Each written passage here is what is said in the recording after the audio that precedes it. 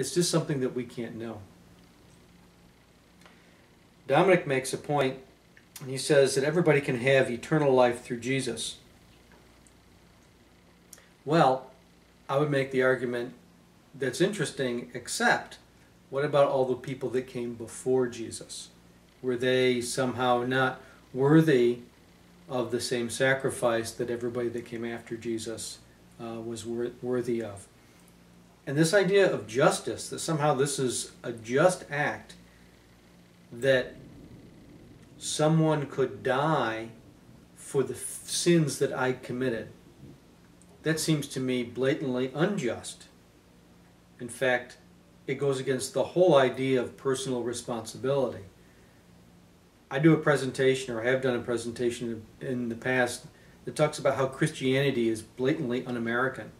And that's one idea, is that somehow you can punish someone else for the crimes that you commit. That's a very un-American idea, because it undermines the whole idea of individual responsibility.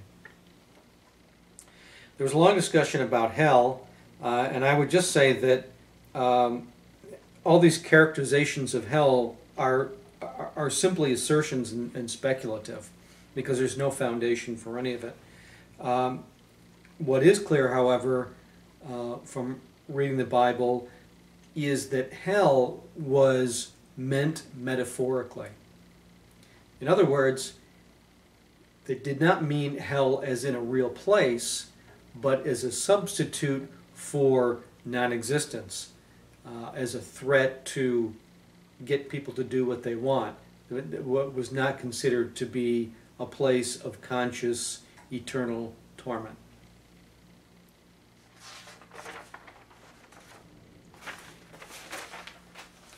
Finally, I'll give you the host and the guest credits for tackling what could be a very difficult issue, and that is essentially rationalizing Old Testament atrocities.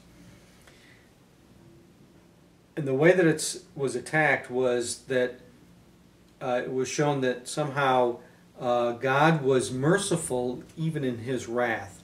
For example, wiping out whole tribes, and what we would call genocide. It was argued that those under the age of 20, I think the example was, would immediately be ushered to heaven, or at least not suffer the consequences of hell. Therefore, God was being merciful somehow in this judgment. I think if you are lying on the ground, bleeding to death, having been stabbed with a spear or hacked with a sword, your idea of mercy might be a little bit different, but that's the way it was portrayed. But I would like to read maybe the passage I use the most when I deal with this issue, and it's Numbers 31, 17 and 18. And what this is the story of the Israelites having attacked the Midianites in their conquest of land. And the Israelites had wiped out the Midianites, at least wiped out their army, and sacked their village and burned it and killed their livestock. And the soldiers come back, and Moses is not pleased. Apparently they were not vindictive enough for Moses' purposes. And Moses says to them, quote, "Now therefore kill every male among the little ones, and kill every woman that hath known man by lying with him. But all the women children that have not known a man by lying with him, keep alive for yourselves." Interesting. It comes from my Gideon's Bible, handy Gideon's Bible here in the hotel room. So what Moses was saying was, kill everybody except the virgins, and you, Israelite soldiers, you get to keep these virgins for yourselves. Essentially, what he's saying is, here is your sex slave, because I doubt that they would become voluntarily. So the question is, how is it for these young girls, children, merciful for them to be held captive as sex slaves for the soldiers that just wiped out their entire family and killed everybody and slaughtered their livestock and burned their village? This is the type of thing that's commanded by God through Moses, that I don't think, I have not heard a good rationale for how they could possibly be merciful. I've heard rationales for why the Midianites deserved what they got. Somehow they tempted the Israelites previously to stray from their God. But ultimately, God has, the God of the Old Testament in this case, has to take responsibility for this act. And in my opinion, there's no question that that's blatantly immoral. The next question has to do with homosexuality, and the question is, does God hate homosexuals? And the distinction is made between the homosexual themselves and the homosexual act. I think what this misses is the more enlightened view that homosexuality is inherent in the personality of the vast majority, anyway, of homosexuals.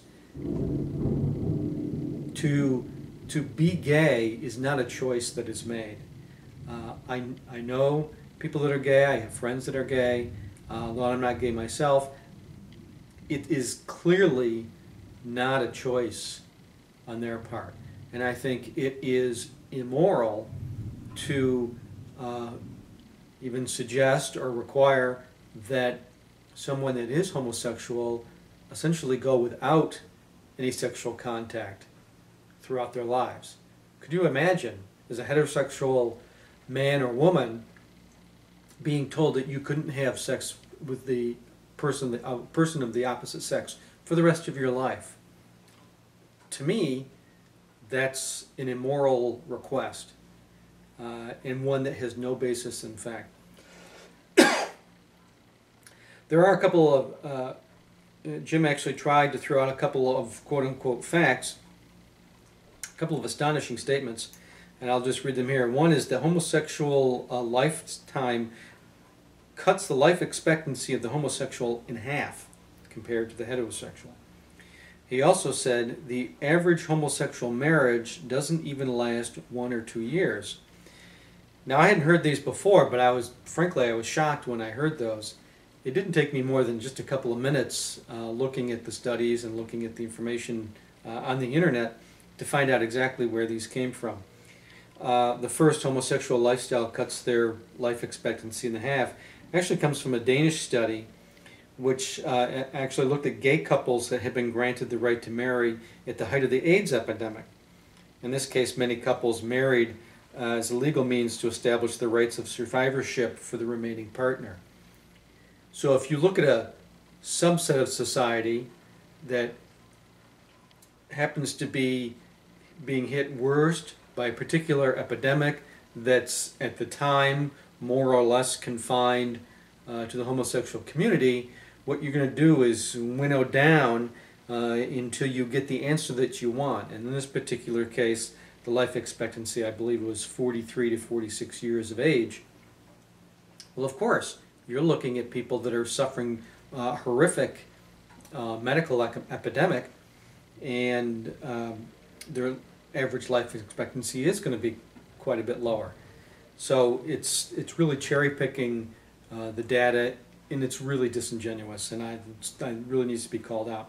The other one is perhaps even more blatant, is the average homosexual marriage doesn't even last 1 or 2 years. This is from a Dutch study, and interestingly enough, the Dutch study focused specifically on non-monogamous men under the age of 30. And this supposedly a study of marriage, but the fact was that in this Dutch study, the Netherlands didn't even have grant the gays the right to marriage until 2 years after the study.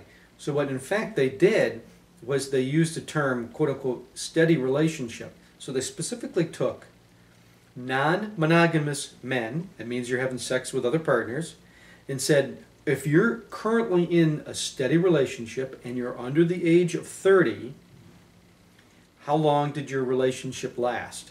And what the quoters of this study, and twisting this around to say to call it gay marriage, have done is completely redefine what they meant by marriage. it was really just self-defined as a steady relationship, and it winnowed, again, the population down until they got the information that they wanted. Then they can quote it with no explanation. Again, it's a very disingenuous thing to do, and it really needs to be called out. These are, I won't call them lies, because there is a grain of truth in there, but it's totally misrepresenting the information and misrepresenting a whole segment of society, which does a lot of harm, in this particular case, to the gay community. And in my opinion, that's an immoral act. So,